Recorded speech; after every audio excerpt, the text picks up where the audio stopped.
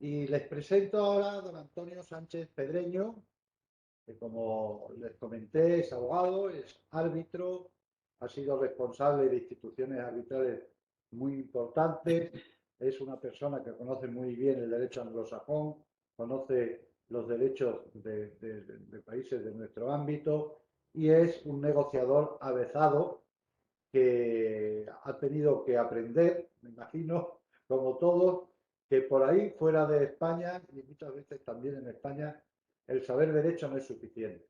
Hay que saber negociar y por eso le hemos invitado desde la Asociación Española de Mediación para que nos hable de su experiencia y nos hable también de la aplicación de este proyecto de ley de eficiencia procesal desde su punto de vista.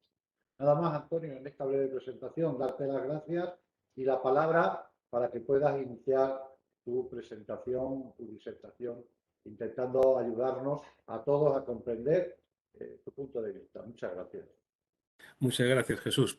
Por supuesto, como mis anteriores partícipes, agradecer enormemente la invitación a participar en este foro, no solo por la oportunidad de escuchar o intercambiar opiniones con profesionales que están viendo una norma muy compleja desde distintos puntos, sino porque es también un motivo para, por lo menos, centrar la visión en este proyecto de ley de eficiencia procesal sobre la cual no había tenido en realidad una involucración directa. Así que encantadísimo de echarle un vistazo y compartir algunas opiniones con vosotros. Como señaló Jesús, mi trayectoria es la de, sobre todo, socio de despachos colectivos y ahí es, sobre todo, mercantil, donde había mucha negociación positiva, que es la que yo llamo, es decir, la previa que acaba con un acuerdo generador de valor ex novo, una compra, una fusión, un acuerdo de accionistas, o negociación, a lo mejor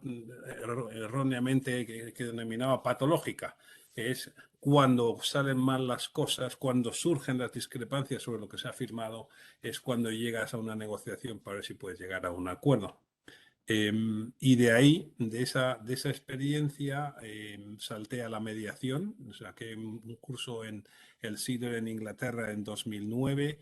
He de reconocer que me encantó.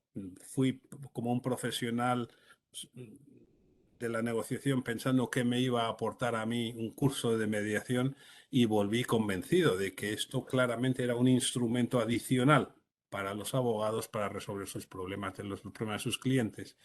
Y a raíz de eso, pues también me invitaron a participar como asesor en la redacción de la ley de mediación, que estaba comentándole a Jesús que eran tiempos totalmente nuevos. Recuerdo que en el primer borrador que vimos había un artículo que decía que en el proceso de mediación el mediador deberá asegurarse que se respete el principio de audiencia y contradicción de las partes, como si fuese un arbitraje, cuando es, como sabemos muy bien, justo todo lo contrario.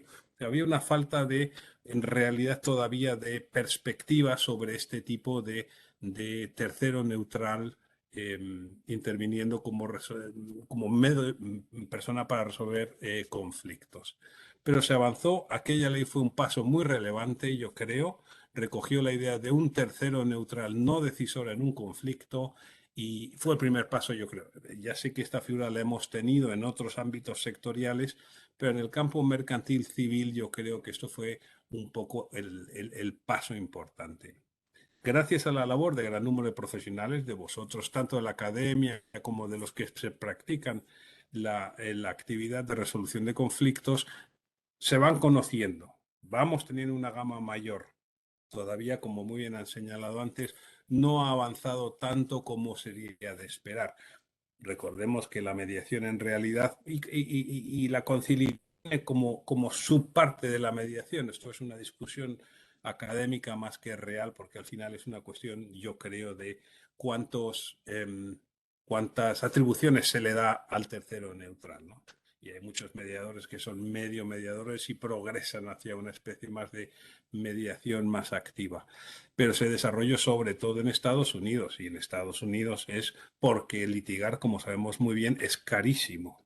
Entonces, la gente llega a acuerdos porque es que el no llegar a un acuerdo les sale muy, muy caro. Esto no ocurre aquí, ni ocurre probablemente tanto en los otros países europeos. Por lo tanto, el recurso a un acuerdo hay menos incentivos porque los miedos del acuerdo no se tienen en una resolución judicial, tienen la incertidumbre, pero siempre es el juez que decide, siempre hay una apelación, siempre hay actuaciones que realizar. O sea que no debemos ser, yo creo, demasiado tampoco autoflagelarnos porque no se haya desarrollado suficiente. Seguro que hay cosas que se pueden hacer y que se están haciendo para avanzar, pero al final, si los jueces son razonablemente buenos, que lo son, razonablemente íntegros, que lo son, aunque sean lentos, si no son caros, es un competidor muy fuerte. Esto no solo para la mediación, sino para el arbitraje. Yo soy árbitro, fui presidente de la Corte de Arbitraje de Madrid varios años y son un competidor nato por esto. Por mucho que sea muy bueno tu alternativa, ellos siguen siendo una alternativa probablemente igual de buena y más barata. Pero ahora viene un nuevo régimen, una nueva ley que es un segundo hito en el desarrollo de nuestras medidas de resolución de conflictos. Y esto, no voy a revisar las cuestiones que han planteado los anteriores, pero sí quería centrar un poco para luego entender mis explicaciones sobre lo que me toca hablar, que es negociación y la oferta vinculante. Y es que el legislador propone una norma que incorpora al sistema procesal nuestros medios, yo es que los llamo alternativos, perdonad, lo aprendí así, pero es adecuados de resolución de conflictos y que tiene tres aspectos fundamentales. Primero, es una plataforma de conocimiento y respaldo normativo a estos medios. Por lo menos están ya incorporados en una norma y eso ayuda a que la gente pueda empezar a conocerlos y aceptar la bondad de sus métodos. En segundo lugar, asegura su uso una vez que hayamos pasado este pequeño salto que ha señalado Lorenzo sobre la efectividad del título 1, que yo, con todos los respetos a los comentarios que había antes, creo que se refiere a todo el título 1, incluyendo todo lo demás. De hecho, si os fijáis en la disposición adicional o en la disposición final décima, justo lo que se pospone la entrada en efectividad es el título 1 y los artículos de la ley de enjuiciamiento civil que se refieren a la incorporación del requisito de procedibilidad, con lo cual es muy probable que vaya todo junto, todos los medios. Espero que no, pero una visión rápida sí que lo parece. Pero una vez que saltemos esto, la norma asegura el uso, lo cual quiere decir que los abogados, sobre todo, y los clientes van a empezar a tener contacto directo con estos distintos métodos de actuación. En Italia, como sabéis, hicieron en un momento dado obligatoria la mediación y durante un periodo de años, corto porque el Constitucional les dijo que tenían que modificar ese criterio de obligatoriedad, se saltó de unos miles de casos sometidos a mediación con un resultado de éxito del 65% a muchísimos más casos que han ido a mediación, pero con un resultado de éxito del 11 o del 15. Esto quiere decir que cuando lo haces obligatorio, evidentemente el resultado va a ser menor, porque las partes van obligadas, pero en números objetivos los miles de casos son muchísimo mayores. Y en tercer lugar, esta norma le dota de una importancia relevante al incorporar no solo el requisito de procedibilidad, sino también un cierto elemento sancionador coactivo en algunos aspectos, preveyendo efectos negativos, por ejemplo, en la cuestión de la imposición de costas. Aquí hay dinero pendiente, ya no es solo entrar en el proceso, sino luego, como veremos, puede haber efectos negativos en cuanto desde el punto de vista económico. O sea que la norma está buscando dar este empuje a esto con estos efectos. ¿Es una buena idea esta norma? Yo creo que desde un punto de vista positivo asegura el conocimiento de los diversos métodos de resolución, sobre todo por los abogados que tendrán que usarlo, y por otro su uso puede llevar a un mayor conocimiento de cómo funciona. Ahora, desde un punto de vista menos positivo, y aquí ya lo voy a ligar luego a los aspectos que me tocan hablar, es, en mi opinión, genera una dinámica adicional en el proceso de resolución. Es decir, genera una dimensión procesal nueva. Los medios alternativos de resolución se convierten en una pieza necesaria del proceso y, por tanto, forman o pueden convertirse en elementos de uso estratégico táctico en la contienda procesal. hasta el momento, todos los que estamos involucrados en la resolución de conflictos entendemos que el proceso de utilización suele, si no está pactado en los contratos y tal, suele llevar 3 pasos. Tiene identificación de qué es lo que más te interesa. Te interesa ir a una mediación, te interesa buscar un mediador cuasi conciliador que vaya a empujar más a las partes, aunque esté fuera del concepto de mediación. Puedes buscar un experto independiente, por supuesto que puedes buscar un experto independiente si las partes lo pactan. Identificar de cuál es el idóneo para este caso, porque no son intercambiables necesariamente. Segundo es negociar con la contraparte su aceptación. Dice, es una buena idea, nos vamos a ahorrar costes, podemos llegar a una solución. Y la tercera es el desarrollo. Y el desarrollo del método que se utilice seguirá los criterios que sigan. Si vamos a hacer negociación, todos sabemos los principios de negociación genéricos y según las circunstancias se aplicarán unos u otros. Lo mismo con mediación y lo mismo con los demás. En suma, todo esto se dirige a una dinámica de búsqueda de solución del conflicto. Ahora abrimos una nueva, que es la procesal. Y aquí las partes tienen que tomar en consideración aspectos de táctica procesal y lo van a hacer seguro, tales como qué elección del método de solución de conflictos le conviene a él, no como método de solución del conflicto del acuerdo, sino a él dadas sus circunstancias. Necesito uno que me asegure, según mi calendario de actuación procesal, mi interés, uno que sea más rápido o uno que sea más lento, uno que tenga más coste, uno que tenga menos coste, según mi posición económica y de la contraparte, una en la que yo necesite más control o menos control. En todo caso, está claro que los intereses de cada uno son ligeramente distintos. Ya no es llegar a un acuerdo. Desde el punto de vista procesal en el que la ley les va a meter, son distintos. El demandante necesita claramente cumplir con el requisito de procedibilidad para poder progresar si no llega a un acuerdo. Ya son dos, acuerdo y necesidad de progresar. Y teniendo en cuenta el tema de costas, desde el punto de vista del demandado, lo que necesita es asegurarse que el criterio, el proceso se hace de acuerdo a lo que marca la norma, porque está obligado a seguirlo. Y esta situación de táctica procesal se magnifica por 2 factores.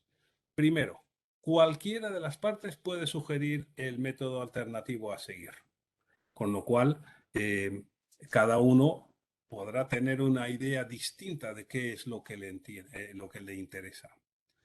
En segundo, resulta que el primero que propone el medio alternativo es el que se lleva el gato al agua en términos no técnicos. Con lo cual, ya al momento en que entras en una situación de discrepancia, los abogados van a empezar a pensar, me interesa, sé que voy a tener que realizar o ir a través de, yo si soy demandante, o demandada diciendo, sé que tendrá que ir a través de un método alternativo de resolución de conflictos, ¿cuál queremos? Y la demandada podrá pensar, a mí me interesa uno. Y la demandante dirá, a mí me interesa otro. El primero que lo sugiera es el que va a coger la ventaja, lo cual parece francamente novedoso. Y esto es porque la norma, como nos lo han explicado antes, dice en el momento en que todas las partes ofrezcan un método de resolución de conflictos, se elegirá el primero. Así de fácil. Con lo cual, esto genera una situación, una dimensión de táctica procesal inmediata, que de hecho aleja la elección y utilización del medio alternativo de conflictos de su verdadera función, que es veamos cuál es el idóneo para resolver el acuerdo. Esto genera un planteamiento que a mí me genera un poco de inquietud. Y por último, esta ley presenta, lo que sí es novedoso es que presenta un espectro muy amplio de posibilidades. Está hablando de mediación, está hablando de conciliación, está hablando de experto independiente neutral, está hablando de la oferta vinculante. ¿Conocerán los abogados todos? Hemos tardado varios años en empezar a entender lo de la mediación y aceptarla con reticencias. ¿Se podrán identificar las diferencias entre una y otra a los efectos de aconsejar a su cliente?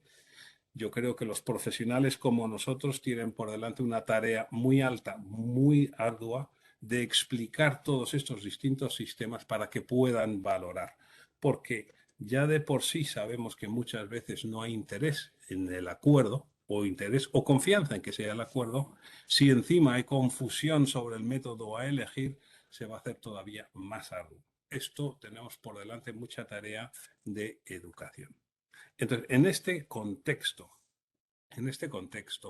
me tocaba hablar a mí de dos aspectos de la norma: la negociación y la oferta vinculante. Voy a empezar con la negociación. Esta, sin lugar a dudas, sabemos que es el método de solución de controversias más flexible y versátil. No dispone de todos los recursos que tiene un tercero neutral. Yo que he sido negociar toda la vida, quedé encantado con la posibilidad de utilizar un mediador cuando fuese necesario, pero tienes el control total por parte de las partes. Y sabemos que no es infrecuente que puedas empezar una negociación y acabes en una mediación, en una conciliación, si a lo largo del proceso se ve que hace falta progresar. Ahora, nosotros, si nos encontramos, asumiendo que la ley entre en vigor o cuando esté en vigor, si entramos en una controversia en la que haya que cumplir el requisito de procedibilidad, el abogado se tendrá que plantear pronto dos cuestiones.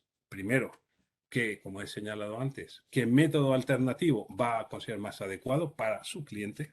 Y segundo, cuándo plantear.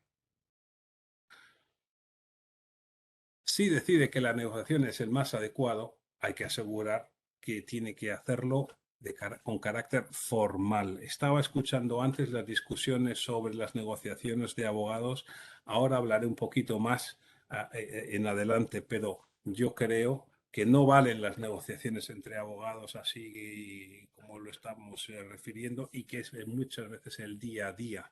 Al meter un requisito de procedibilidad y unos requisitos formales, se va a tener que seguir estos requisitos para poder estar seguro que puedas acreditar debidamente el cumplimiento de haber intentado este método alternativo de resolución de conflictos. Por lo tanto, hay que asegurarse que se realice de acuerdo con todos los requisitos que establece la ley.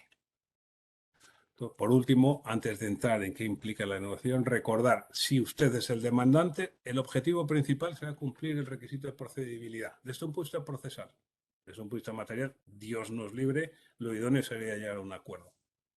Pero desde luego no podemos llegar al final del proceso sin acuerdo y encontrarnos con que no se han cumplido los requisitos de procedibilidad. Y si es usted el demandado, su objetivo será asegurar que se sigue el procedimiento correctamente, porque de lo contrario usted podrá alegar que no se ha utilizado esto a los efectos de intentar impedir que se reconozca la existencia del cumplimiento del requisito de procedibilidad. Como vemos, la entrada en vigor, o sea, el sistema de esta ley nos lleva a unas discusiones de carácter procesal que no deberían estar en realidad dentro del contexto de resolución de conflictos. Pero eso es a lo que nos aboca. ¿Cómo se inicia el trámite de negociación si se decide? Hace falta una solicitud formal dirigida a la otra parte. A mí personalmente me da lo mismo que la mande el cliente o que la mande el abogado, pero se requiere la solicitud. Veremos, no solo porque lo dice la ley, sino a efectos posteriores que ahora comentaremos. Además, en esa solicitud hay que definir adecuadamente el objeto de la negociación, lo dice el artículo 8.1. Recordemos que para que el requisito de procedibilidad se cumpla, se consigue cumplido, debe haber una entidad entre el objeto de la negociación y el objeto del litigio, con lo cual esos dos objetos van a tener que ser contrastables a los efectos de admitir que se ha cumplido el requisito de procedibilidad. Esto, aunque las pretensiones al final puedan ser varias, según dice el artículo 4. Con lo cual, solicitud formal con un contenido claro. La solicitud debe dirigirse, por lo tanto, tiene que ser de alguna manera escrita o que quede constancia. Dice: al domicilio personal o lugar de trabajo que le conste al solicitante. Ahí tenemos, nos lo dice la ley, o por medio de comunicación electrónica empleada por las partes en sus relaciones previas. Artículo 6.1. Con lo cual ya sabemos que hay que hacer una solicitud formal, un contenido de objeto del litigio y a dónde tienes que dirigir. Y recordemos, aunque hablemos un poquito más sobre la representación letrada después, si la intención del que pide la negociación es ir con asesoramiento o con representación letrada, se lo tiene que avisar a la otra parte para que la otra parte, en el plazo de 3 días, pueda decidir que él también o ella quiere valerse de representación letrada. No sé por qué la norma dice que en el plazo de 3 días tiene que decidirlo esto, porque si les convocas a una reunión dentro de 3 semanas y vienen a las 3 semanas con un abogado, pues nadie va a decir que no puede participar el abogado. Pero la ley le gusta, tiene estos detalles de un poco de formalismo temporal, y este es uno de ellos. Es importante que se documente adecuadamente, por tanto, la solicitud de negociación para evidenciar el intento de negociación. Volveremos un poquito más sobre este tema. ¿Qué efectos tiene la solicitud una vez que sea mandada? Sabemos, porque nos lo han comentado antes, como todos en general, interrumpe la prescripción y caducidad de acciones durante 30 días naturales. Pues fenomenal. 30 días naturales si no hay una contestación o una primera reunión en esos 30 días. Si se produce esta contestación o reunión, pues ya continuará esto hasta que termine el proceso. ¿Cómo se desarrolla la negociación? Porque asumamos que ya intimidada la parte contraria ante la solicitud de este proceso de negociación, dice, sí, voy con asistencia letrada. ¿Y cómo se desarrolla? En primer paso, y explicaré más adelante por qué, habrá que hacer un acta de acreditación. Hay que acreditar que esto se realiza porque la ley lo hace necesario después. Hablaremos más de esto. ¿Qué obligación hay de negociar y cómo? Sí, porque se entra en la negociación, no hay ningún criterio de interrupciones, intervenciones como mediación y conciliación, uno por aquí, uno por allá. No, no se sabe. Las negociaciones, todos hemos participado en ellas y van como las partes decidan. Pero lo que sí es cierto es que debe negociarse de buena fe. De buena fe. Así se deriva de lo que dice el artículo 1, que son intentos de buena fe. El artículo 6.3, además, señala que si se iniciara un proceso judicial donde se ha intentado un método alternativo, un método adecuado de solución de conflictos sin acuerdo, los tribunales deberán tener en consideración la colaboración de las partes respecto de la solución amistosa y eventual abuso del servicio público. Esto es a efectos de pronunciarse sobre costas. Pero también estoy seguro que si no hay una negociación de buena fe, la parte contraria va a poder alegar, mire, todo esto es un paripé, todo esto es una simulación. No ha habido un intento de realizar ninguna negociación aquí y por lo tanto debe tener los efectos de rechazo de la medida de solución de conflictos. ¿Qué efectos puede tener esto? No sabemos muy bien, pero fácilmente se pueden arguir. Si se considera que se ha hecho toda una simulación, de mala fe, se podría alegar no hay procedibilidad. Incluso asumiendo que eso no prosperase, al final se dirá, en todo caso, usted a los efectos de tasación de costas no ha querido hacerlo. Y seguro que ahí sí tendrá un efecto porque lo dice la norma. ¿Cómo se acredita la buena fe? En parte, alguien se ha comentado antes, no vamos a tener ningún criterio todavía de cuándo se ha negociado de buena fe y cuándo no. Por supuesto, acreditación será por correos, por escritos, quién sabe, muchas negociaciones que se graban. Hay negociaciones en Zoom que se graban. Todas estas, en principio, están ahí que servirán de apoyo siempre que se pueda presentar en un juicio. Pero ¿qué será buena fe? Esto habrá que verlo en cada caso. Por último,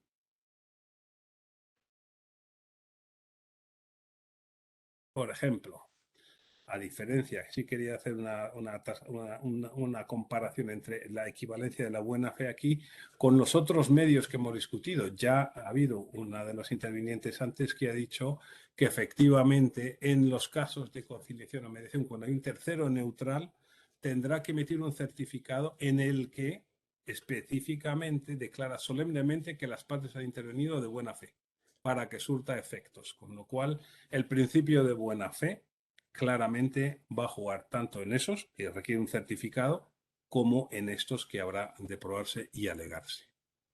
En nuestras negociaciones, que son de buena fe, hace falta representación legal, lo hemos tocado antes, en principio no, Pueden ir las partes solo, pueden ir las partes con abogados, en cuyo caso tienen que avisar a la contraparte, y también pueden hacerse entre abogados. No creo que esto exima de los requisitos que hemos hablado de solicitud formal y negociación de buena fe y documentación. Simplemente es que lo harán los abogados en representación de las partes. Pero hará falta la solicitud formal al amparo de la ley para luego poder presentar la documentación correspondiente cuando se presente la demanda. Recordemos que la confidencialidad de lo negociado está asegurada en el artículo 8, salvo el hecho de si las partes acudieron al intento de negociación o no, y la información relativa al objeto de la controversia. Es decir, la confidencialidad no necesariamente cubre toda la información que se exhiba en la negociación. Así que hay que ir con un poquito de cuidado a la hora de qué es lo que exhibes.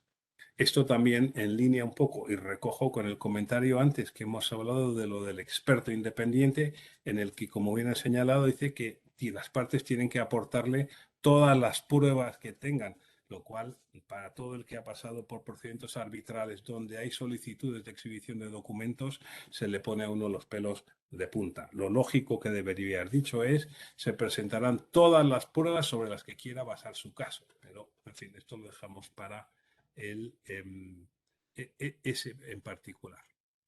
Ya sabemos cómo empieza, ya sabemos cómo se desarrolla, ya sabemos quién tiene que o puede estar en la negociación, ya sabemos que es confidencial. ¿Cómo finaliza la negociación? La norma, evidentemente, si hay un acuerdo, finaliza con el acuerdo. Si no hay acuerdo, la ley te establece 3 hitos, 3 posibilidades para finalizar. 30 días naturales desde que se haya presentado formalmente la propuesta. Incluso aunque sean abogados, tendrán que presentar la propuesta sin contestación o si no hubiera una primera reunión. 3 meses desde la primera reunión, si hubiese una primera reunión. Y en cualquier momento, si cualquiera de las partes remite escrito a la otra dando por terminadas las negociaciones. Esto, naturalmente, en la finalización por escrito deberán tomar en cuenta la motivación, la justificación de por qué se realiza, a los efectos de evitar que haya o de apoyar alegaciones de falta de buena fe. Y por último, habiendo finalizado, para poder ejercitar el derecho de procedibilidad, hay que acreditar el intento de negociación. Y esta dice el artículo 9.1 que debe ser recogida documentalmente. Con lo cual, el primer documento que tenemos en toda negociación bajo este principio de medio alternativo es la solicitud remitida a la otra parte. Inevitable que exista y esté bien hecha. Si no hay contestación, entonces este es el único documento que van a tener las partes de evidencia de haber intentado la negociación y será crítico para adjuntarlo a la demanda. Si hay una negociación, entonces, dice la ley, si hay una negociación,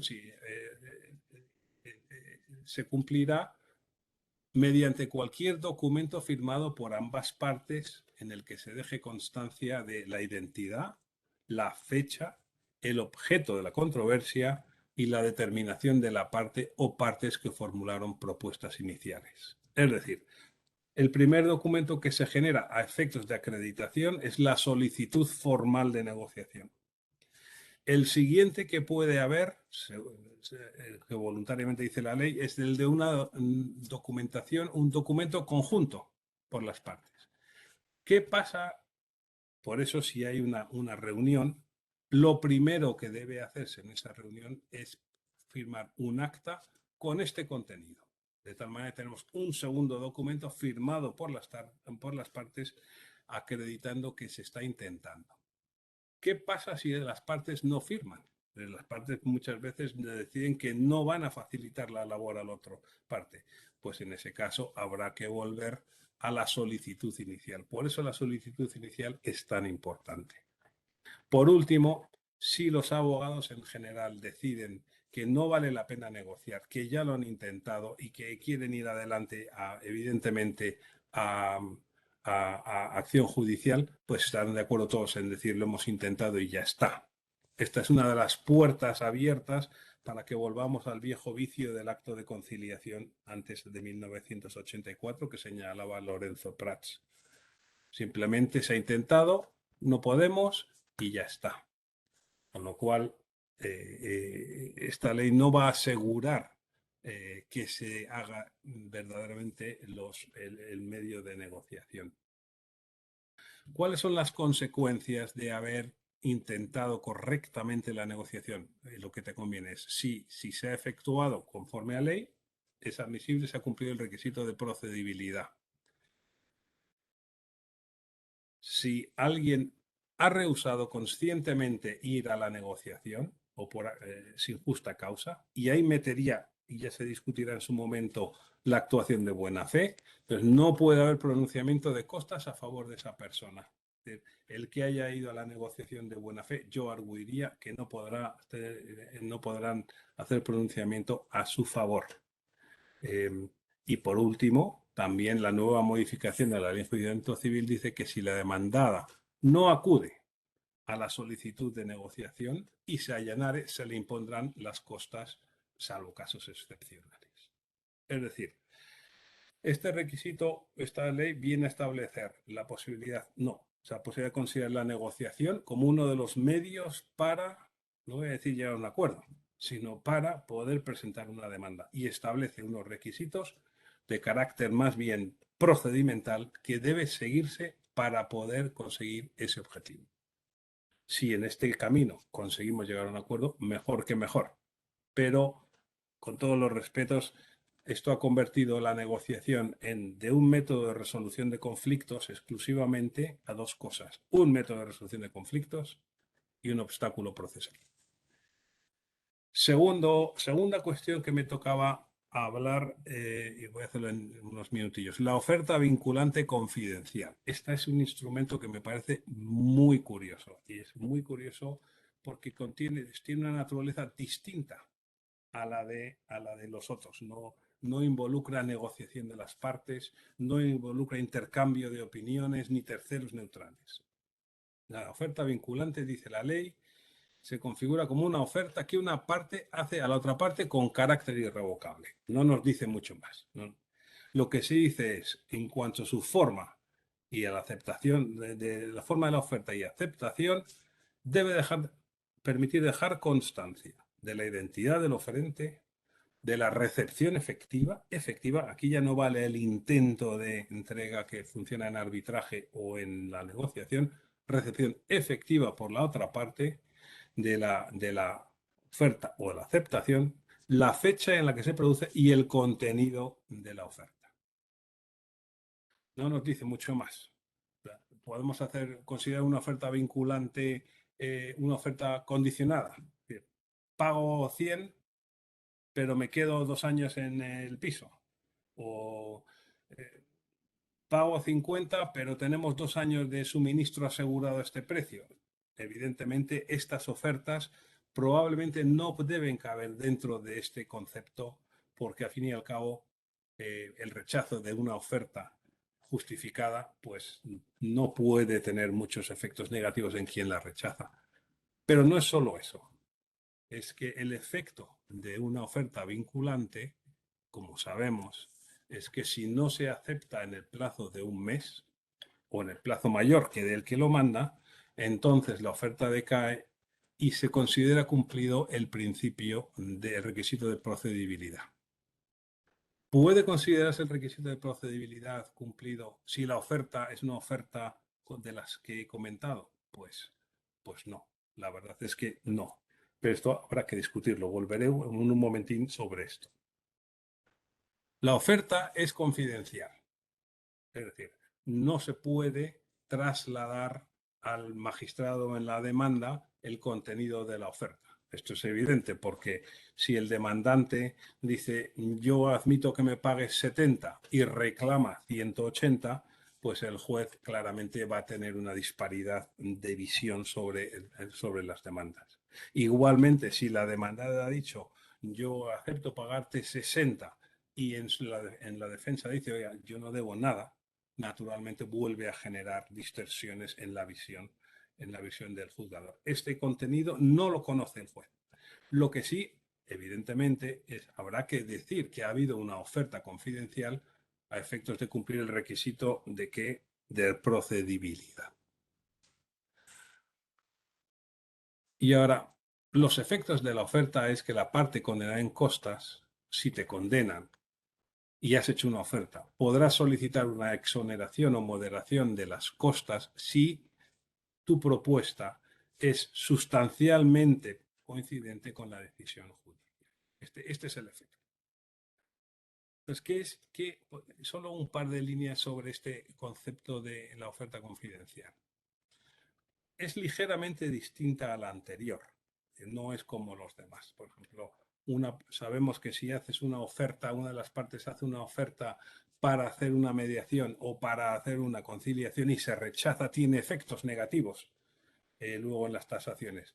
Pero si tú haces una oferta confidencial y no la aceptas, parece muy duro que luego vaya a tener el mismo efecto. No debe tenerlo, en mi opinión. Más temas que tendremos que ir explorando cuando esto esté en funcionamiento. Si una parte hace una oferta vinculante, ¿puede la otra hacer otra? Sabemos que si una parte propone la mediación, la contraparte dice yo quiero una conciliación, ganará la primera. En este caso, tendremos probablemente dos ofertas vinculantes en funcionamiento y operando de manera simultánea. Cada uno, según la sentencia se asimile sustancialmente a una u otra, estoy seguro que podrá reclamar los efectos de haber hecho una oferta vinculante. Y por último, si se puede hacer más de una oferta vinculante a lo del proceso, ya lo iremos viendo. Desde luego es posible que sí se pueda hacer, porque no se va a poder hacer. Se puede arguir que se tiene que realizar antes a efectos, porque es a efectos de conseguir la procedibilidad, pero quién sabe por qué no se va a poder hacer. Hay muchas incógnitas con esto. ¿Cuál es mi evaluación en realidad sobre esta oferta? En la negociación, uno de los miedos, lo primero que comentó Lorenzo Prats fue el problema de la administratibilidad de esto, es decir, que se convierta en un proceso puramente burocrático administrativo, como ocurrió con el acto de conciliación. Esto se expresa específicamente en la exposición de motivos como uno de los miedos que tiene el legislador, generar simplemente una carga procesal burocrática que frustra el fin que queremos todos, que al final es acelerar el acuerdo y evitar el litigio. En la negociación hemos visto que los abogados podrán ponerse de acuerdo si lo consideran adecuado y resolver el tema de procedibilidad. Si no hubiese acuerdo, la oferta vinculante, yo entiendo que va a ser tiene las papeletas para ser uno de las maneras que los abogados van a tener en cuenta a la hora de resolver sus dudas. Si dicen, voy a presentar una demanda pronto y quiero poder acelerarlo y no quiero que la contraparte me pida un método alternativo de resolución de conflictos, emito mi oferta vinculante. El demandante que quiere pedir 120 le hace una oferta vinculante de estoy dispuesto a pagarte 100, a cobrarte 100, pedirte 100. Esto es una oferta vinculante. Si la contraparte le dice yo quiero que vayamos a mediación, pues es muy probable que el demandante diga no, yo ya he cumplido mi requisito de procedibilidad, voy a la demanda. El demandado, pues igual decir, esto es una de las posibilidades de los instrumentos que pueden utilizar para que ante la duda, si hay duda, no tener que ir a través de todo el proceso de qué medio de alternativo voy a ir, cuánto va a durar y cuál va a ser el resultado. Es un poco confuso toda esta mezcla de medios. Yo entiendo perfectamente que, como se señalaba, se quiera dar un periodo de un año para meditar, porque las carambolas que se generan entre uno y otro son muy relevantes. Y con esto, pues ya he acabado mi exposición, que espero que no haya sido demasiado desordenada.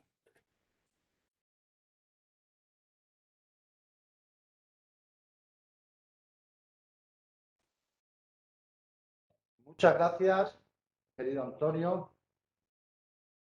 Ha sido puntualísimo y desde luego nos has dado nos has aclarado muchísimas dudas de lo que va desde tu punto de vista como conocedor de toda la materia que ya llevas en ese bagaje tan importante profesional, nos has transmitido. No sé si hay alguna pregunta que queráis los congresistas o que quieran los congresistas realizar.